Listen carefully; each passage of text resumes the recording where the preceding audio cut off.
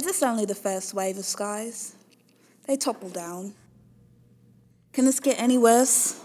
Categorize my eyes. My legs are freezing up right now and becoming stuck into the skies. I know the sting of its glow. I'm growing paralyzed. I can't move my feet. Can't get away from here, feeling that I'm beat. Don't just idolize what arrives. Save me from the fire. I'm running out of time. Get in line. No time to think about this. No. Maybe I'm not the first sacrifice that you supply. Am I nothing to you? So what entails you to do? My head is caving in right now. Keep crushing me down into the skies. I know the sting of its glow. I'm getting petrified. I can't turn away from any cloud I see. I hope for the rain. Don't just idolize what arrives. Save me from the fire. Still running out of time. Toss the dime. Urgency would be appreciated. In my sleep you sang me a lullaby. It's the only reason I'm still alive. Let me burn and I'll see you on the other side. I'll be looking down and watching all of you fry. Maybe I've got a chance to sabotage this design. You won't get your rebirth. My head is catching up right now. I have found you out. I get it all. I know the sting of the how. I've got you cornered now. You won't get away from anything in me. Just hope for the rain. Just idolize what arrives. Save me from the fire. You're running out of time. I got mine and now it feels like I have it. In my sleep you sang me a lullaby. It's the only reason I'm still alive. Let me burn and I'll see you on the other side. I'll be looking down and watching all of you fry. 5 minutes past 12 midnight.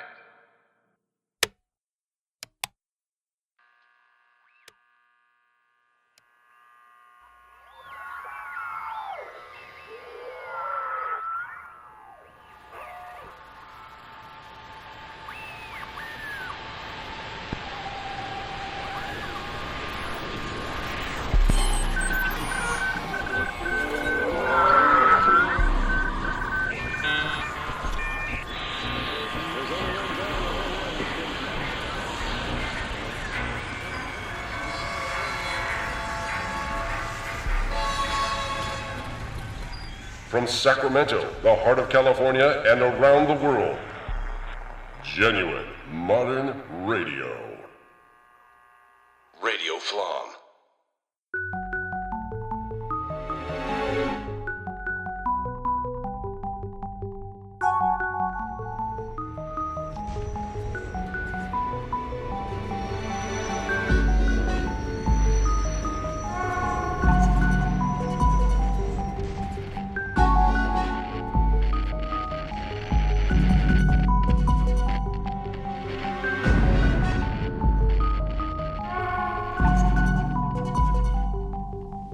Sound is the first stirring of the infant.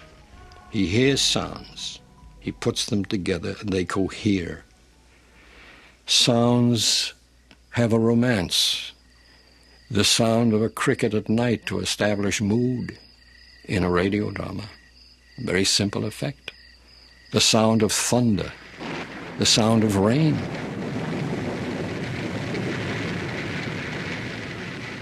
There is no sound on the moon because it takes air to support it. The vibrations of air create the sound. And radio was a medium which employed that magic. This was a scene from Ken Burns' Empire of the Air, The Men That Made Radio, one of his first documentaries.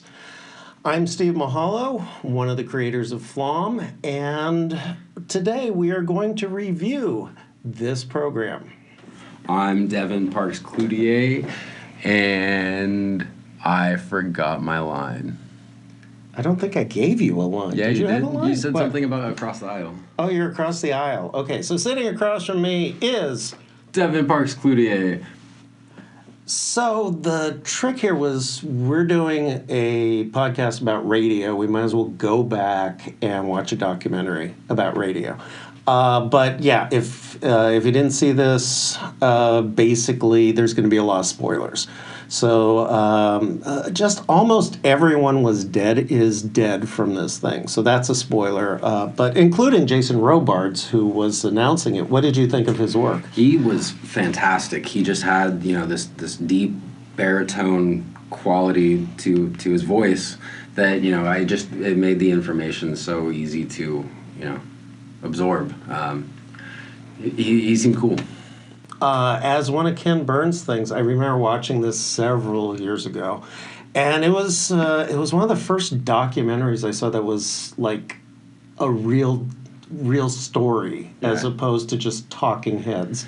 Yeah, they really just got into the whole thing where people climbing the radio towers and the whole history of radio itself, from inception until where we are today.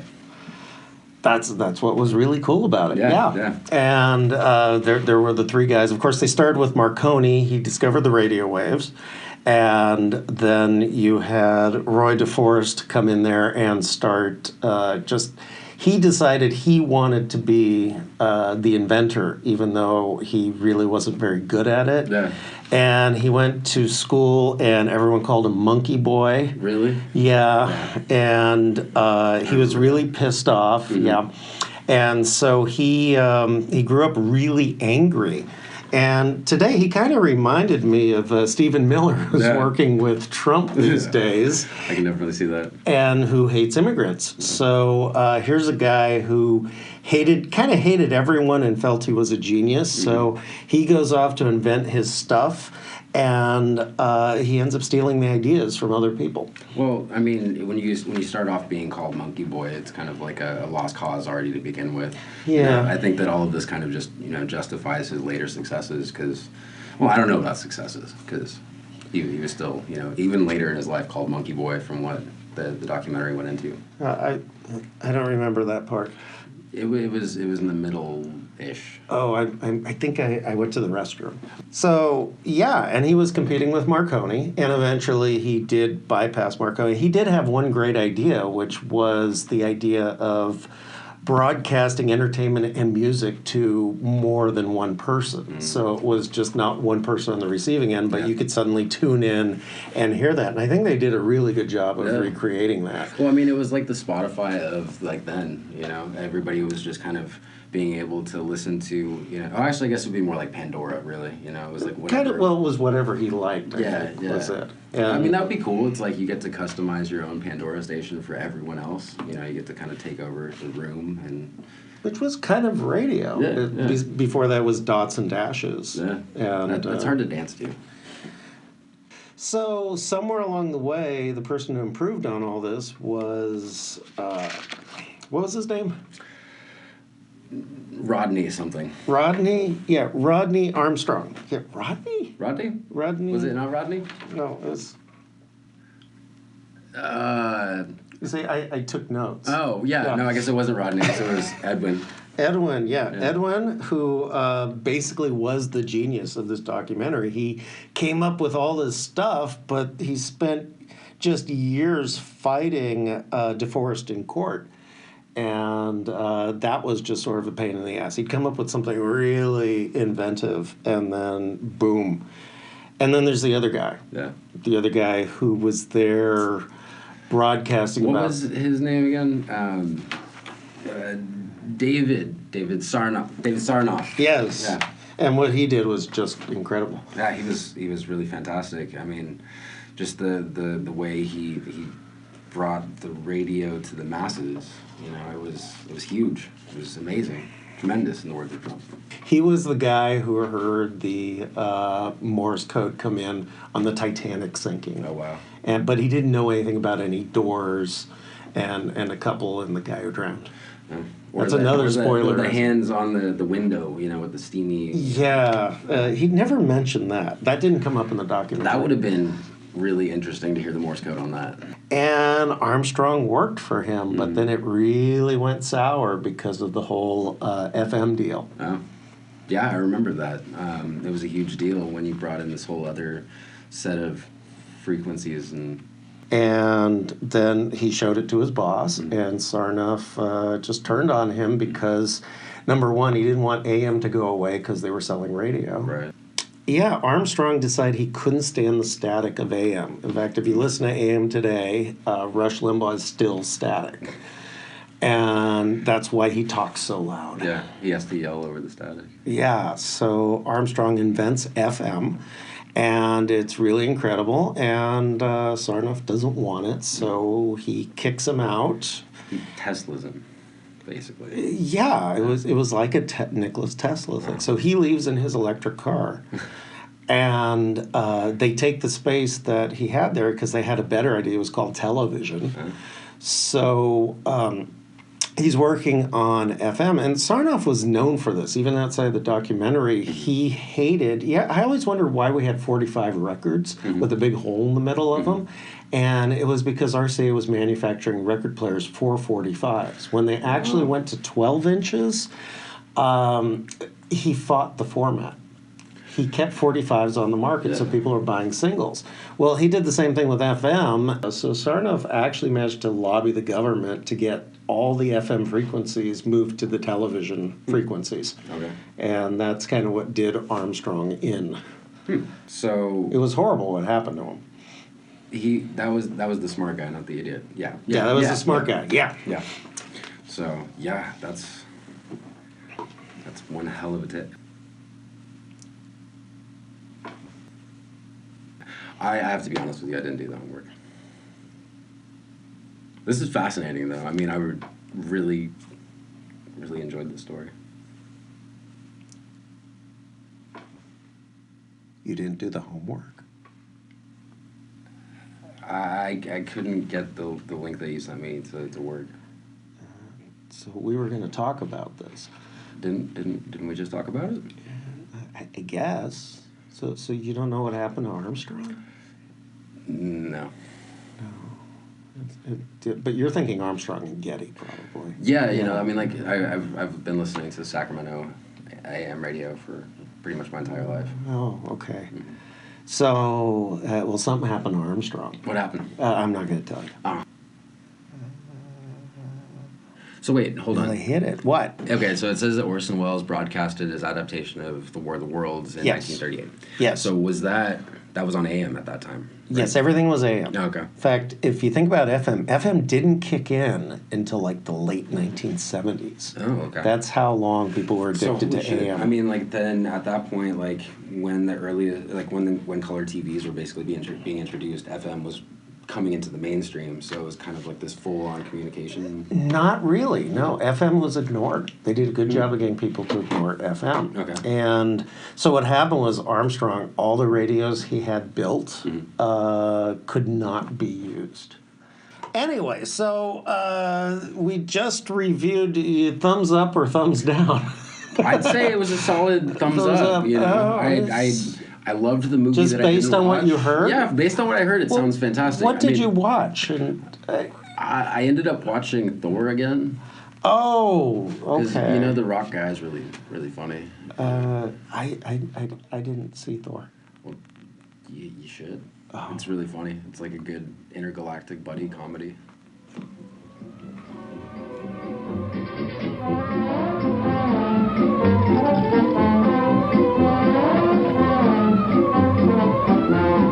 Genuine modern radio. Brought to you by the makers of Carter's Little Liver Pills. That Carter's Little Liver Pills bring added relief by waking up the flow of a very important digestive.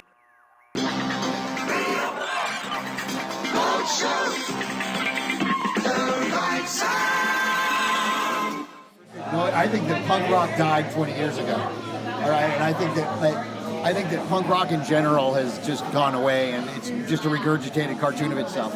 But the last screaming vestige of what punk rock is in theory and concept is what the noise scene is. Because, like, you know, like in general, like back in the day, like people, you didn't want your parents to know you were into punk rock. If your parents knew you were into punk rock, you're going to be in trouble. But like now, like if you tell your mom you're into punk rock, she's gonna go, "That's nice. Let's go to the mall. I'll get you a Misfits shirt." Yeah, exactly. But one thing that did happen during the 60s was some music of an unusual or experimental nature did get recorded and did get released. Now look at who the executives were in those companies at those times. Not hip young guys. These were cigar-chomping old guys who looked at the product that came and said, "I don't know. Who knows what it is? Record it, stick it out. If it sells, all right." We were better off with those guys than we are now with the supposedly hip young executives, you know, who are making the decisions of what people should see and hear in the marketplace. The young guys are more conservative and more dangerous to the art form than the old guys with the cigars ever were. But the original crew, the original NorCal Noise Fest started in '95. It was put on by a small group of people here in Sacramento. It was at the Guild Theater in Oak Park. We actually went 2 or 3 years at the Guild Theater. It was pretty fun. And it was during the old days of the Guild Theater before they remodeled it to what it is now. And so it was like this really awesome janky theater with like this scary upstairs that you always thought you were going to fall through the floor. And but it was really fitting for what we did. You can find us on Facebook, NorCal Noise Fest. You can find us on Twitter at NorCal Noise Fest. You can find us on the web at norcalnoisefest.com. All of those things.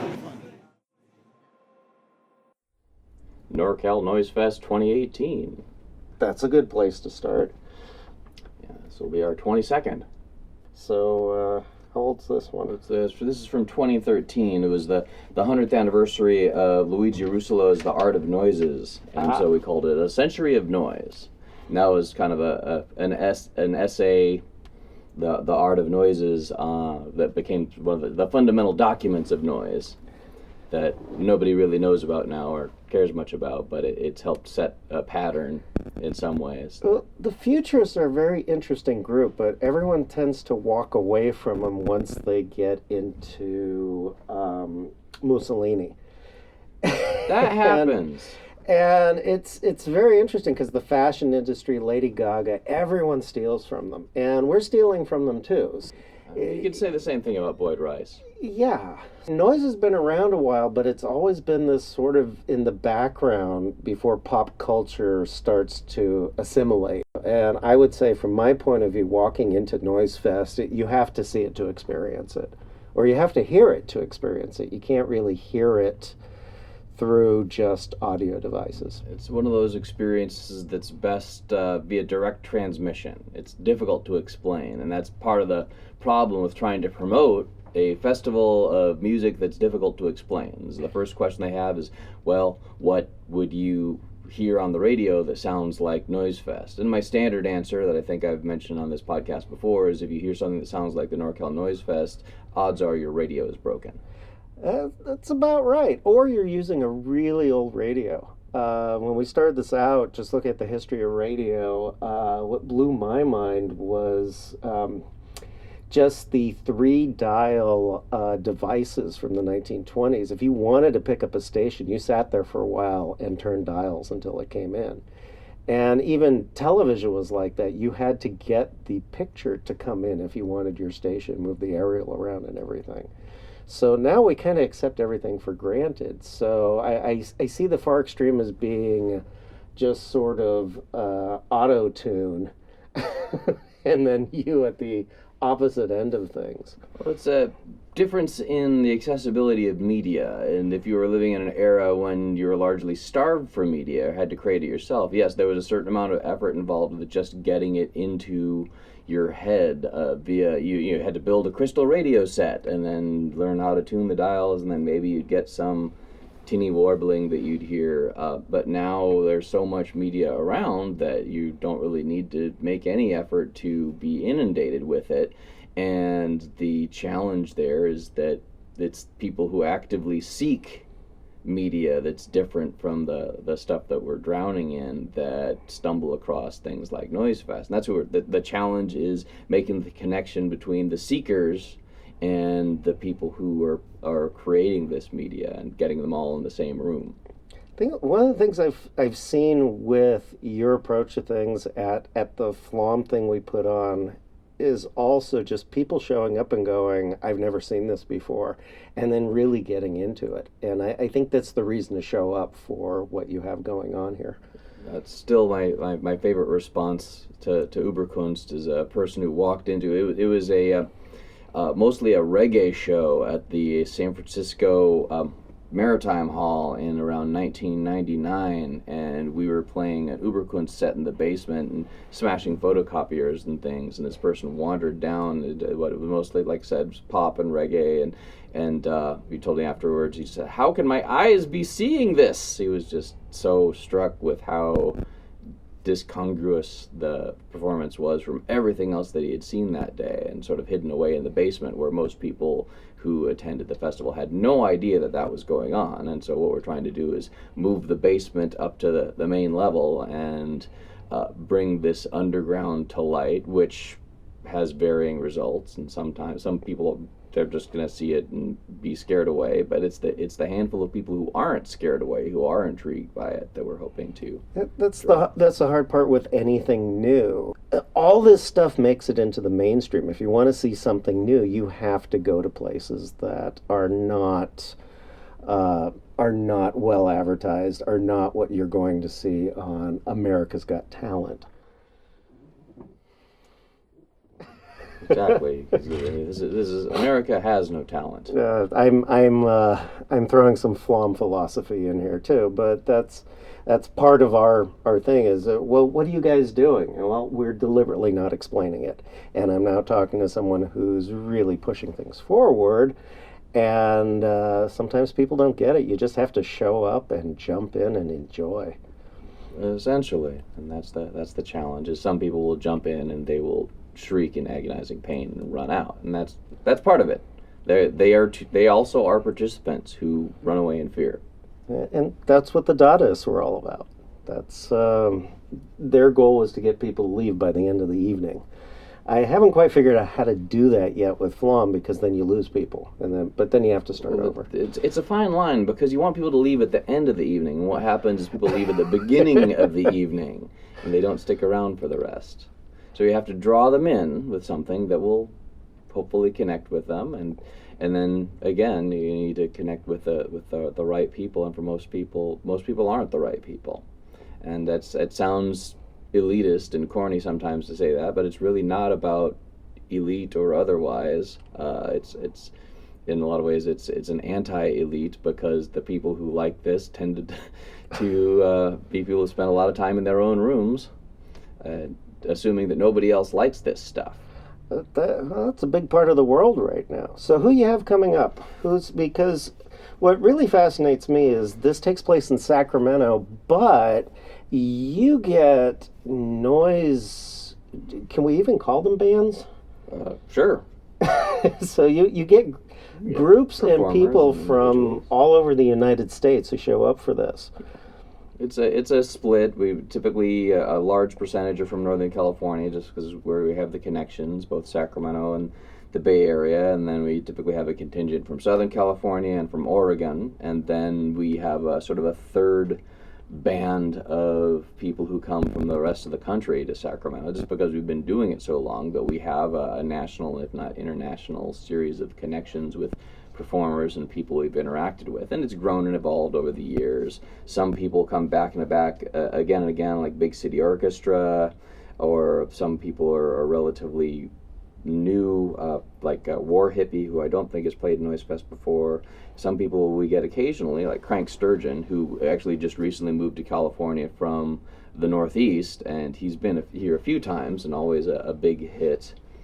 Because his take on noise is particularly powerful, and he's one of the performers that's really entertaining and engaging to watch. That can be a rare thing. A lot of performers are very used to not performing except in their basement or in their living room, or in front of three people, one of whom is the sound guy and the other person is on the guest list. And so the idea of performing in front of a large group and kind of having that challenge to entertain Sometimes it's lost, sometimes it's not necessary. Some people de-emphasize the visual aspect of their performance in favor of the audio, but other people who are involved are people who consider themselves entertainers and want to put on a show, and they want people to have had a good time by the end of the night, but the people they want to entertain are the people who are into this this sort of disjointed music. And sometimes it veers dangerously close to having rhythms or beats or other sort of musical portions of it, and that's part of the experiment, is figuring out right where that line is. Sometimes you're going to fall on one side or the other, but it's always a kind of a challenge when you're sitting through this year 57 performers. Some you'll like and some you won't. Even if you really like noise, you're probably not going to like all of them, but there's some that you're going to really like. And you have earplugs for that. Earplugs are free. You always have. But ear protection is highly and strongly recommended, but we provide it free just so it's available and it's around. We even got to get some earmuffs this year, because we usually very often people will bring babies and they can't really wear a stick an earplug in, but you can put the earmuffs over. So we do want to have encourage the all ages environment. It's kind of one of the sad things about this year is it'll probably be the final one at Cafe Colonial in the Colony, because they're planning on closing the month after we hold the festival. Ooh. So it's kind of sad news, but they've been a great host of the festival for the past 6 years. And then Friday night at Luna's is always, I think we've been there over a decade now. It's far too small for the Noise Fest, but we go anyhow because we just like shoving ourselves into that tiny room and making lots of noise and shaking the walls. So monthly, you have another noise thing that goes on. Sacramento Audio Waffle. Yes, Sunday mornings, and there's waffles, and the waffles are delicious. Yeah, the waffle, in some ways, it started out at very early Noise Fest. We'd do a Sunday waffle feed, and then in the early 2000s, we sort of split it off into a separate monthly event. And we kind of liked the idea of doing a daytime matinee with waffles in order to get people there, and so if it was something that's going to be around the brunch/lunch hour anyhow, it helps keep them around, and it becomes a gimmick. And we stopped doing it for a while because attendance dropped off, but since we restarted it a year ago, it has really taken off. It's become, it draws the same number of people that we used to get at Noise Fest 10 years ago. It's really surprising how popular the waffles have been, and it's helped maintain the momentum for noise performers throughout the course of the year, especially because there haven't been too many places where noise could be heard outside of relatively small indie venues. So this starts Friday of this week. Friday, October 5th. And 7 p.m. at Luna's Cafe. It goes Friday, Saturday, and Sunday, mixing between Luna and Cafe Colonial and the Colony. And all the information is where? NorCalNoisefest.com. That's right. Friday, October 5th is at Luna's Cafe on 16th Street. Then Saturday and Sunday are at Cafe Colonial in the Colony on Stockton Boulevard. It'll alternate between the two venues there. And those shows start at 2 p.m. on Saturday and 3 p.m. on Sunday. And I see here you have liver cancer again. Yes. Liver cancer is they're really one of the most intense Northern California performers of noise. They're very intense and energetic young men, and they like to make very large sounds. The best music, we play it all for you on Radio 1.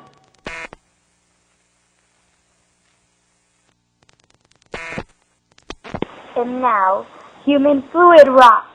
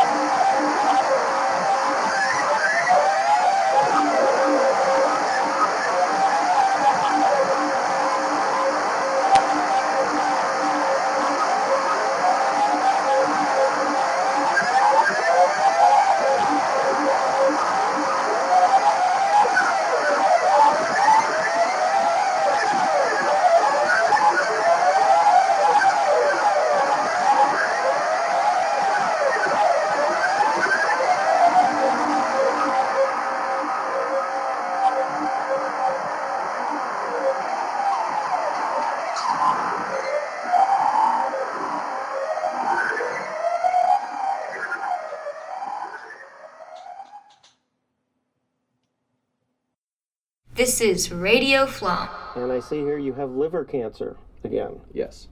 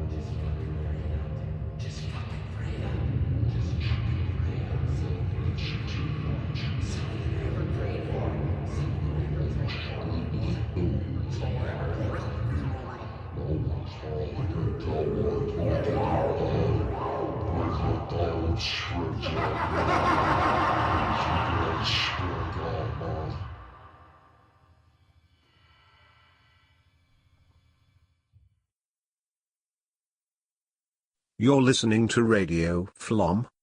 Created by Steve Mehallo, Milk Surface, and other jackoffs.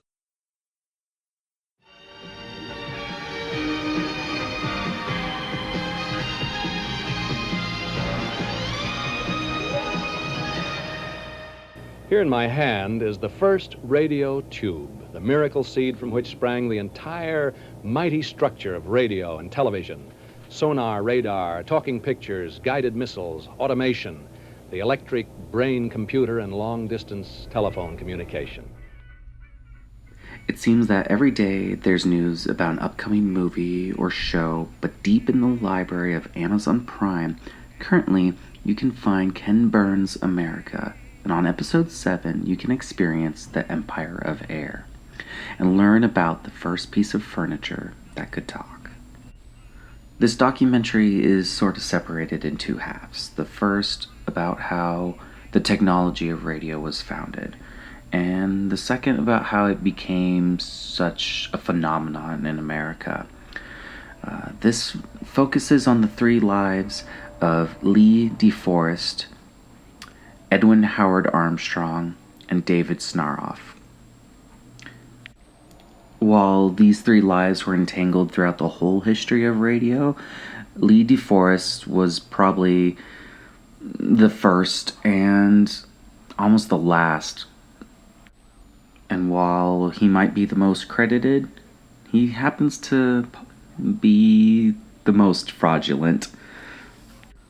From his early childhood days, he saw himself as an inventor. He was constantly outcasted, but he never felt self-doubt and constantly pushed himself. And this would be a trait he would exhibit for the rest of his life. Through this documentary, you can follow his path as in 1900s. He improved the radio several times, sometimes not even understanding how he even improved it, and his own inventions. And you can also follow the different heartbreaks he's made throughout the years. The most compelling part of his story, though, is how he constantly battles with Armstrong as the two tried to always outdo each other, or either through inventions or lawsuits. Armstrong, however, was everything inventor should be, just right from the get-go as an early child. And because of this, Armstrong understood everything about the inventions that DeForest made, even though DeForest didn't even understand them himself. It was Snaroff who really saw the genius of Armstrong, who really used that and pushed it forward. He was an inventor by any means, but he's the one who, pushed this technology. He's constantly entangled in through this story of, the race to become king of the radio, to become the father of the invention. Though eventually he would try to pursue bigger things and move on to TV and then color television, even setting the way for satellite. He is just as much part of the history of radio as DeForest and Armstrong. To watch the constant struggle between these 3 men is fascinating. Radio was just this huge thing. It took off instantly. It was the first way to experience live shoutcasting news, music, in the comfort of your own home. KDKA in the 1920s was the first regular aired broadcast, but it was only that way for a short while. Stations took off instantly. The radio was booming with life. You could turn on the radio and there was always something entertaining. It was producing more content that it could hardly keep up with itself. At one point, someone stuck a microphone outside of a window and just broadcasted the New York sounds, and America loved it. And it was in 1926 that the first radio broadcast network was established, the National Broadcasting Company, or we probably know them as NBC. It was huge, and it continued to grow. Look at it today. We still have a radio in every single car. this just goes to show, well, even though the radio had the shortest golden age of any other device, it was enough to stick around. So I highly recommend checking out this documentary. Otherwise, how will you ever know about the aphrodisiac powers of implanted goat glands and how it's entangled into the history of radio? The concept borrowed the metaphor of a farmer scattering seeds across a field. Now a single speaker could scatter seeds of information, propaganda, entertainment, political and religious fervor, culture, and even hatred across the land. The farmer's phrase, the new metaphor for radio, the metaphor that changed the nation, was broadcasting. But first of all, make up your mind. Your hearts are both in tune when you love her by the radio phone. Radio FLoMM.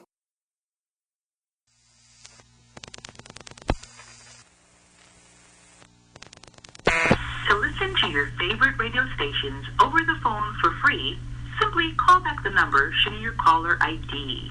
Live broadcast of your regularly scheduled programs, news updates, and other trending topics from your home country. Remember, the call is free and no data needed. Press 9 to be removed from this list. Thank you.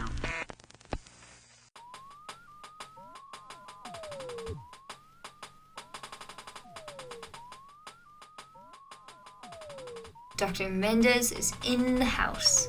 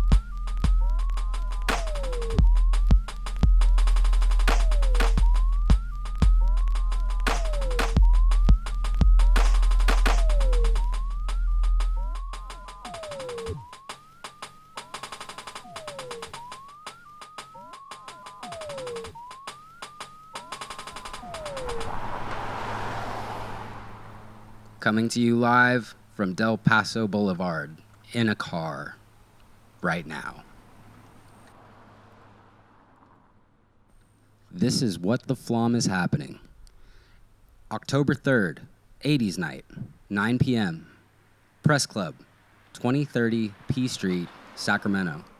October 5th, NorCal Noise Fest, 7 p.m.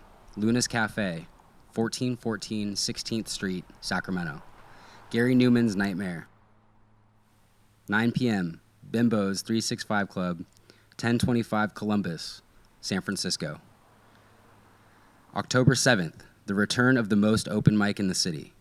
8 p.m. Soul Collective, 2574 21st Street, Sacramento.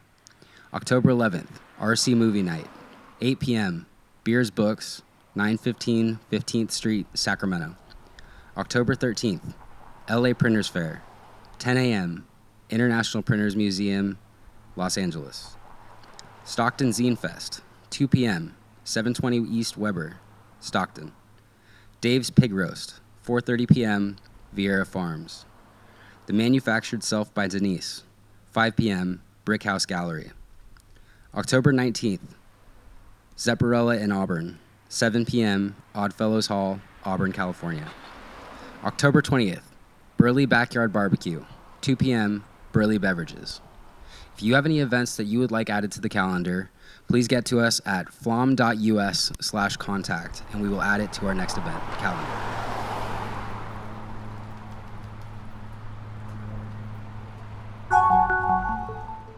From Sacramento, the heart of California, and around the world. This has been Radio FLoMM, recorded live before a studio. Contributors this week, in order, were Cabrina Robinson. Reading lyrics by Chelsea Davis. Steve Mehallo. Devon PARKS-CLOUTIER. Lab INSTAGON.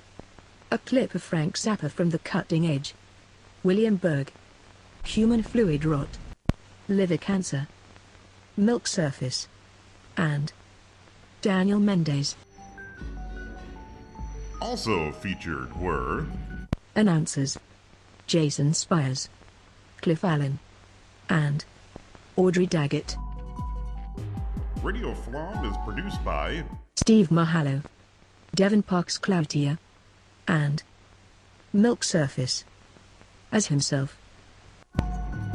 Theme music by Chelsea Davis. Sound design and engineering by Steve Mehallo. Radio FLoMM is licensed under a Creative Commons Attribution 4.0 international license. However, recordings of contributors or guests of Radio FLoMM are still protected under international copyright law. Radio FLoMM contains works featured for review, opinion, critique, and/or artistic transformation, and may contain adult content and nudity. Want to be featured on Radio FLoMM? Drop us a note at www.flomm.us/contact. FLoMM is a modern art game app, art history resource, faux historical art movement that uses new media to generate interest in art history and education. FLoMM is an online connection to art history, music, and beyond through Tumblr, Instagram, and other social medias. We are all FLoMmists, and you can be too. Donations graciously accepted at patreon.com/FLoMMus. We are at FLoMMus on most social medias. FLoMM is sometimes explained, but usually not. This is Cliff Allen saying thank you for listening, and if you enjoyed this podcast, well, do something about it.